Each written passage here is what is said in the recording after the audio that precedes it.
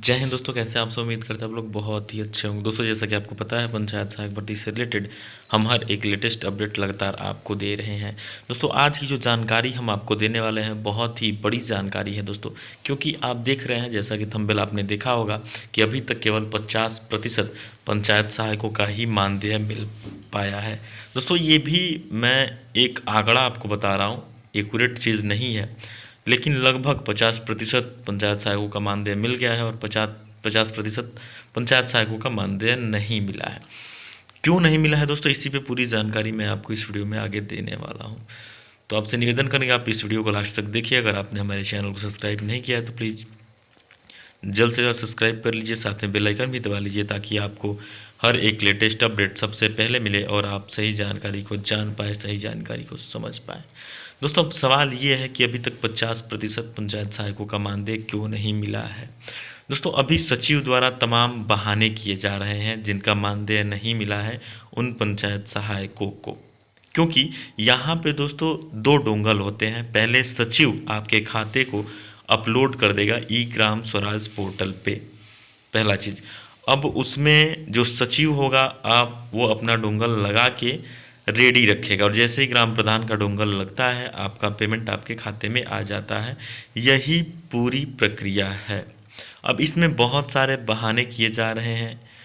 कई पंचायत सहायकों से ये भी कहा जा रहा है कि आप देखते रहिए, उस पोर्टल पे जाके देखते रहिए, जैसे ही टेंडर क्लियर होगा वैसे ही आपका पेमेंट मैं ट्रांसफ़र कर दूंगा, आपके खाते में चला जाएगा।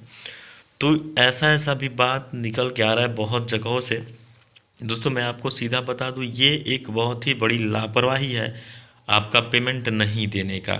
और इसमें सचिव और ग्राम प्रधान दोनों की मिली भगत भी हो सकती है, या केवल ग्राम प्रधान भी लापरवाह हो सकता है, या केवल सचिव भी लापरवाह हो सकता है। इस कारण से आपकी पेमेंट अब तक आपके खाते में नहीं आई है। तो आपको करना क्या है दोस्तों, अब आप ध्यान से सुनिए। अभी तक अगर आपके खाते में आपकी पेमेंट नहीं आई है, दिसंबर माह की पेमेंट नहीं आई है, तो आपको डिस्ट्रिक्ट मजिस्ट्रेट के पास, डीपीआरओ के पास, अगर आप ऑफिस में जा सकते हैं तो आप अपना लिखित पत्र वहाँ पे दीजिए। क्योंकि दोस्तों, जो आप सर्विस कर रहे हैं, जो आप काम कर रहे हैं पंचायत सहायक का, इसमें अभी आप इन्वेस्ट कर रहे हैं। अगर आप इन्वेस्ट भी कर रहे हैं और कुछ रिटर्न नहीं आ रहा है, जितना इन्वेस्ट कर रहे हैं उतना भी नहीं आ रहा है, तो फिर नौकरी करना नहीं करना, नौकरी करने से फिर आपको लॉस ही है, ना कि प्रॉफिट है। क्योंकि अगर आप एक महीने में 3 दिन या 4 दिन भी अपने ब्लॉक पे जाते हैं तो आने जाने में आपको खर्चा है। अगर 4 दिन भी जाते हैं तो जिसका दूर होगा उसका तो भाई ज़्यादा खर्चा होगा। रही बात, अब जो आप तहसील में कुछ लोग काम कर रहे हैं तो उनका भी खर्चा है, उनका खर्चा और ज़्यादा बढ़ जाता है, क्योंकि उनसे रेगुलर काम कराया जा रहा है। कई लोगों को तो ऐसा दिखाया गया है कि आप ब्लॉक स्तर पे जाइए, आपको लिस्ट मिल जा रही है, आपको उस लिस्ट के सभी नंबरों पे कॉल करना है, उनसे पूछना है किनका किनका वैक्सीन लग गया है, किनका नहीं लग गया है, और उसके हिसाब से अपना एक पेपर तैयार करना है और उस पेपर को वहाँ पे ऑफिस में जमा करना है कि इनका दूसरा डोज नहीं लगा है, इनका पहला भी नहीं लगा है, और इतने लोग हैं जिनका अभी दूसरा लगने का टाइम हो गया है। ये पूरी जानकारी आपको उस पर दी जा रही है। तो वहाँ पे भी डेली आने जाने का जो टाइमिंग है वो भी, आप डेली आ रहे हैं जा रहे हैं, तो आने जाने में कहीं ना कहीं खर्चा बहुत ज़्यादा है। तो आप ये खर्चा भी कर रहे हैं और उसके बाद आपका पेमेंट भी नहीं आ रहा है। तो ये तमाम चीज़ें हैं।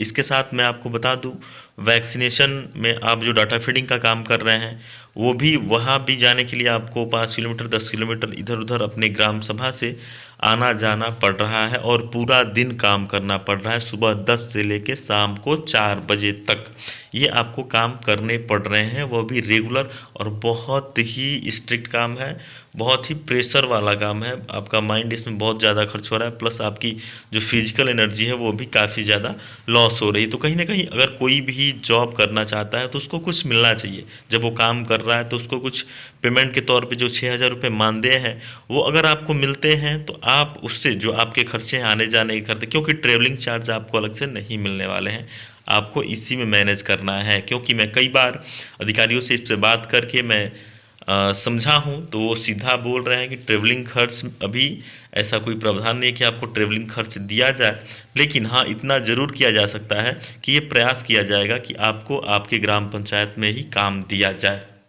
लेकिन अगर ग्राम पंचायत के बाहर भी काम है और आपके अधिकारी बोल रहे हैं तो आपको उसे करना पड़ेगा। दोस्तों ये है इस तरीके से। तो मैं आपको ये बोल रहा था कि अपने डीपीआरओ के पास, अपने डिस्ट्रिक्ट मजिस्ट्रेट के पास आप बकायदा इसका लिखित दीजिए कि सर हम इतना दूर डेली ट्रेवल करके अपना काम कर रहे हैं, अपनी ड्यूटी कर रहे हैं, फिर भी हमारा मानदेय अभी तक नहीं मिला है। अगर ऐसे ही हमें मानदेय नहीं मिलेगा तो सर हमें बहुत ही ज़्यादा परेशानियों का सामना करना पड़ रहा है और बार बार घर वाले हमें प्रताड़ित भी कर रहे हैं कि कैसा काम पकड़े हो कि इसमें घर से ही जा रहा है, ना कि कुछ बेनिफिट्स आपको मिल रहे हैं, ना कि आपका मानदेय मिल रहा है, ना ही आपका पेमेंट मिल रहा है। एक तो 6,000 रुपये मानदेय है, बहुत कम है, उस पर से अब इसी में से आपका खर्च भी हो रहा है।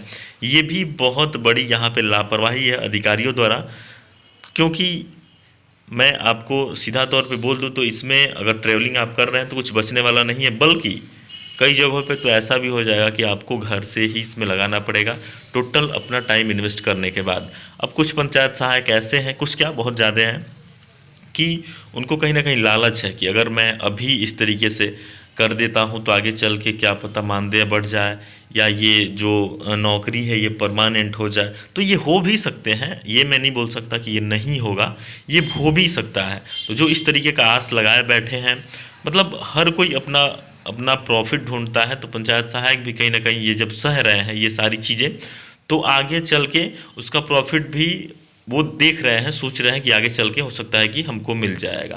दोस्तों मैं आपको बता दूं कई सारे पंचायत सहायक इससे इस्तीफ़ा भी दे दिए, बोल दिए कि मैं जो हमारा एग्रीमेंट हुआ था उसको मैं कैंसिल करता हूं अब, और अपने मर्ज़ी से मैं कैंसिल करता हूं क्योंकि मुझे आगे की पढ़ाई करनी है। क्योंकि दोस्तों मैं आपको पिछली वीडियो में बताया था कि रेगुलर पढ़ाई आप नहीं कर सकते इस नौकरी को लेके। तो दोस्तों उम्मीद करते हैं आपको ये वीडियो अच्छी लगी होगी। अगर आपके साथ भी प्रताड़ना हो रही है तो आप भी डिस्ट्रिक्ट मजिस्ट्रेट के पास, डीपीआरओ के पास ऐसी कंप्लेंट जरूर करें कि सर हमारा मानदेय जल्द से जल्द दिलवाया जाए। तो दोस्तों उम्मीद करते हैं आपको वीडियो अच्छी लगी होगी। ऐसी तमाम जानकारी के लिए आप हमारे साथ बने रहें, हम आपको हर एक लेटेस्ट अपडेट से लगातार रूबरू कराते रहेंगे। तो दोस्तों फिलहाल इस वीडियो में इतना, मिलता है अगली जानकारी के साथ अगली वीडियो में। जय हिंद।